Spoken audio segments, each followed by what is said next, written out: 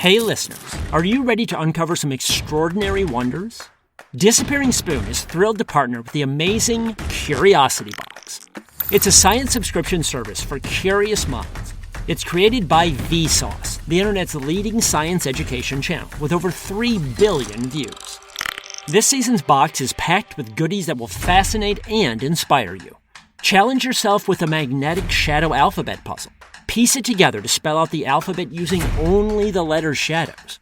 Or discover the picture pot, where art and mathematics merge into a colorful, creative masterpiece. It is fun and educational. And the highlight, a sample of recreated Martian soil. Experience the thrill of holding the red planet right in your hands. Don't miss out on this unique adventure. Subscribe to Curiosity Box now and celebrate the incredible achievements of science. For 50% off, use the offer code SPOON at the-curiosity-box.pxf.io/disappearingspoon. That's offer code SPOON at the-curiosity-box.pxf.io/disappearingspoon for 50% off today. Unbox the mysteries of the universe with Curiosity Box. The experiments, frankly, were failing. It was the 1950s in New York State. Some biochemists there were studying parasitic worms, some of the nastiest critters on Earth, the bane of people, pets, and livestock worldwide. So the biochemists started testing an anti-worm drug in mice. The drug's technical name was Win-18446. Unfortunately, Win-18446 flopped at killing worms. It just wasn't effective. To their disappointment, the scientists realized the experiment was a bust. Or was it? As often happens in research, the scientists noticed something else. A little quirk that ended up being even more intriguing than their original goal. The quirk was this. In between getting injected with drugs, lab mice back then were free to live their lives and do mousy things. Nibble cheese, groom themselves, burrow, and also have sex. And of course, biology being biology, some lab mice would inevitably get pregnant. But the thing was, none of the mice taking Win-18446 got knocked up. This was unusual, so the researchers looked a bit closer at the females. The females seemed normal, so the scientists switched focus to the males. And here came the surprise. The male mice taking Win-18446 had stopped producing sperm. They were normal and healthy in every other way, but their sperm counts had plummeted. Curious, the scientists took the mice off the drug just to see what happened. To their amazement, the sperm counts shot right back up. And here's where the goal of their research swerved. Remember, this was the 1950s, before the female birth control pill had come onto the market. Beyond condoms or irreversible measures like vasectomies, humans didn't really have birth control then. Coitus interruptus, or withdrawal, and coitus reservatus are probably the most widely practiced methods of family planning in the world. But Win-18446 suddenly offered a dynamite new approach, a chemical contraceptive. Win-18446 could be the male pill. And it might have been, if not for a prisoner out in Oregon, an illegal bottle of hooch, and one hell of a hangover.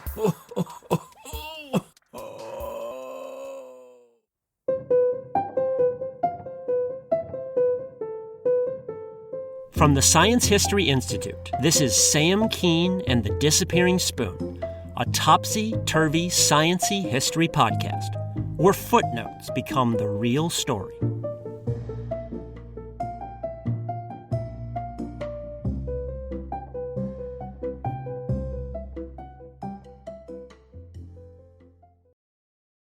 The fact that Win-18446 stopped sperm production in mice didn't necessarily mean that it would do the same in human beings. The scientists had to test this. So for reasons that remain obscure, these New York biochemists hooked up with some scientists out in Oregon for human trials. Specifically, the Oregon scientists began testing Wynn on a few dozen prisoners in the state penitentiary near Salem. Now, scientists wouldn't run such tests on prisoners nowadays. Prisoners are a vulnerable population, and the risk of abuse or coercion is considered too high. But in the 1950s, such research was common, and in fact offered several advantages. Prisoners were easy to keep track of, and they lived in a controlled environment without the variability that can bollocks real-world studies. Many prisoners were also eager to help, out of boredom if nothing else. Some also saw a chance to pay back society a bit by helping to screen potentially important drugs. And there was a medical risk for the prisoners here. It's always nerve-wracking to give an experimental drug to humans for the first time. Will their livers shut down? Will they get brain inflammation or go blind? The human body is so complicated, you just never know. But the Win-18446 pill seemed utterly benign. The prisoners popped them for months, and they suffered no ill effects. They might as well have been popping M&Ms. Even better, the drug stopped sperm production cold.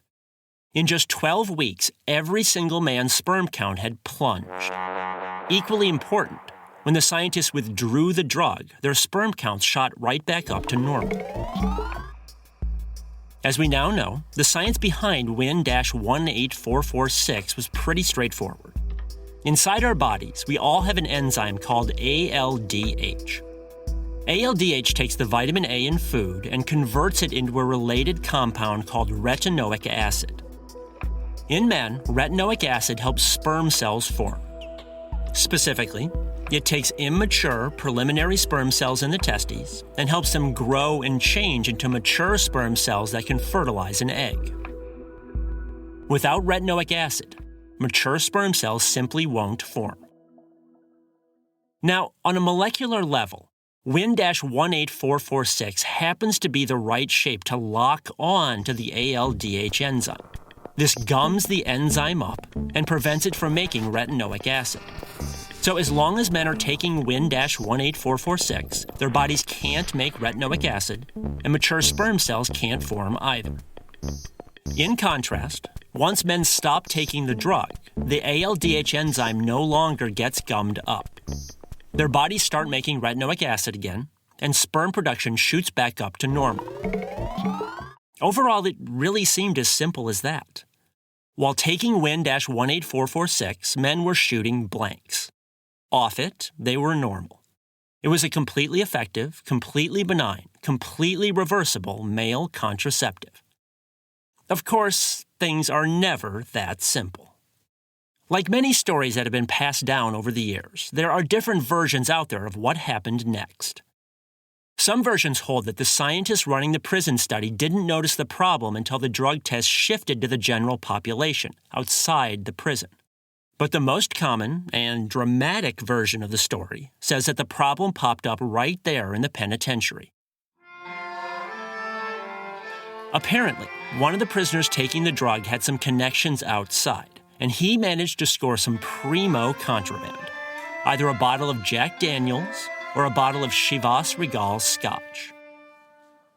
Regardless, the prisoner smuggled it back to his cell one night. And as soon as the guards snapped the lights off, he slipped out his bottle, settled onto his cot, and settled in to get a little goofy.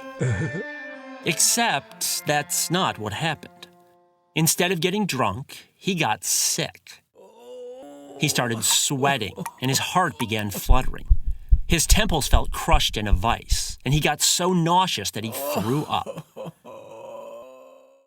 He seemingly skipped right over the tipsy stage and went straight into a brutal hangover. What happened inside his body was this. Remember that Win-18446 gums up an enzyme called ALDH. Well, it turns out that our bodies have several different kinds of ALDH, each with a slightly different architecture. As we've heard, one form of ALDH is active in the testes and helps produce sperm. But another form is active in the liver, and this version of ALDH interacts with booze. Wine, beer, liquor, and other booze all contain ethanol, which is the molecule that actually gets you tipsy. But the liver metabolizes ethanol into another compound called acetaldehyde. And because acetaldehyde is toxic, the ALDH enzyme sweeps in and converts it into something else, something non-toxic. It's a bit roundabout, but ALDH does prevent acetaldehyde from building up and poisoning us. Unfortunately, the Win-18446 drug gums up both versions of the ALDH enzyme, both the version that helps sperm production and the version that helps metabolize booze. As a result, if you take Win-18446 and then drink alcohol, toxic acetaldehyde will start to accumulate inside your body. That's why the prisoner felt nauseous after some slugs of whiskey.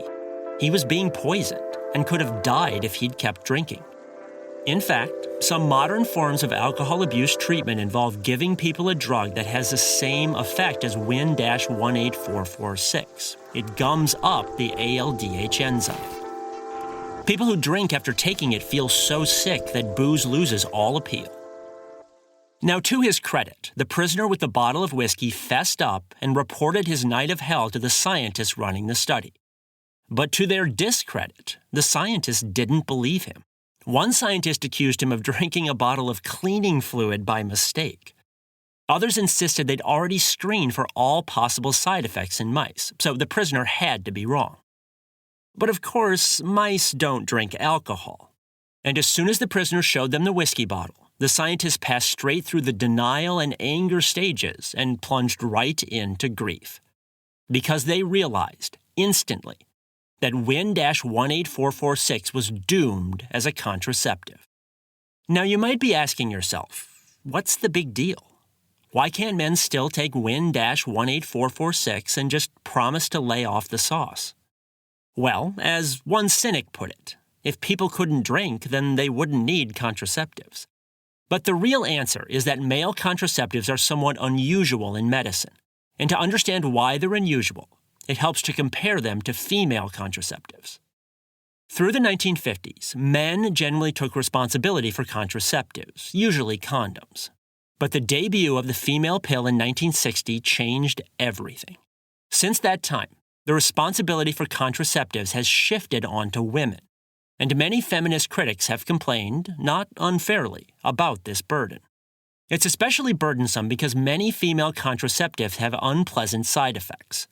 High blood pressure, mood swings, vaginal bleeding, even strokes. Some doctors, in fact, have argued that if the female pill from 1960 was introduced today, it would never win government approval. The side effects were that harsh. So then why does the government approve these contraceptives despite the side effects and potential health risks? Well, because the alternative is pregnancy, and pregnancy itself is a health risk. That is, being pregnant carries certain dangers with it, up to and including death from complications during childbirth. And when you're weighing whether to approve a female contraceptive, you have to take the dangers of pregnancy into account. For example, taking the female pill increases a woman's risk of developing deadly blood clots. But pregnancy increases the risk of deadly blood clots by 10 times more. So in that case, the pill's side effects are worth the risk. For men, the calculus is different. Men don't get pregnant, and therefore don't suffer the health complications of pregnancy. So according to the cost-benefit analysis, male contraceptives aren't really allowed to have side effects. Even a tiny increased risk of, say, blood clots or strokes will doom a male contraceptive, as did the harsh, potentially fatal interaction with booze. Now, that double standard might or might not sound reasonable to you, but that's the reality. Male contraceptives cannot have side effects. And that's why Win-18446 was doomed as soon as that prisoner took his first sip of whiskey. Of course, Win-18446 isn't the only possible compound out there that might work as a male contraceptive. Some scientists have tried drugs that artificially lower testosterone levels, which also causes sperm production to plummet. Other researchers have tried cancer drugs. One thing that cancer drugs do is kill cells that divide rapidly. This slows down fast-growing tumors, which rely on cell division to grow bigger. Incidentally, the cells in hair follicles also divide quickly. That's why cancer drugs often cause people to go bald. Because as a side effect of stopping tumor cells from dividing, the drugs inadvertently stop hair follicle cells from dividing as well. And without that support, hairs detach and fall out. But sperm cells are perhaps the fastest dividing cells in the body. Men produce up to 1,000 sperms every second. So slowing down sperm production is often a side effect of cancer drugs. And the thing is, these drugs don't have to be perfect. Reproductive biologists say that you simply have to drop sperm counts to only 1 million sperm per milliliter of semen, which I have to say sounds like an awful lot of sperm. But dropping it to merely 1 million per milliliter will actually prevent 99% of pregnancies. Unfortunately, no drug tested so far has come close to succeeding. Sometimes side effects pop up, killing all hope. The drugs that lower testosterone, for instance, led to acne, weight gain, and mood changes. Not to mention impotence, which kind of defeats the purpose of a contraceptive. Or, if you think about it, is maybe the perfect contraceptive. Anyway, the drugs fail for other reasons too. Sometimes the drugs work in maybe 50% of men. Now, for other drugs, a 50% success rate would be miraculous. If you found a drug that could cure even a quarter of Alzheimer's patients, you'd better start looking into flights to Sweden, because you are going to win the Nobel Prize. But in contraceptives, a 50% failure rate would be a catastrophe. In fact, that's another reason why male contraceptives are so elusive and so frustrating. They have to work virtually 100% of the time in 100% of people. Still, despite these difficulties, the search continues, because there's clearly a need for more contraception. Even today, roughly half of all pregnancies are unplanned. And by some projections, the world's population could reach 11 billion people by the year 2100. There's a sad joke among reproductive biologists that the male pill is only 5 years away, and has been for the past 60 years. Maybe that cynicism will be disproven tomorrow with a big breakthrough. I hope so, but I'm not holding my breath. And it wouldn't be so agonizing if we hadn't gotten so close that first time. Win-18446 was perfect. It was safe, it was cheap, it was effective, well-tolerated, and reversible. It just had that one tiny flaw, a nasty interaction with booze. As a near miss, it was tantalizing. It was torment. It was almost enough to drive you to drink.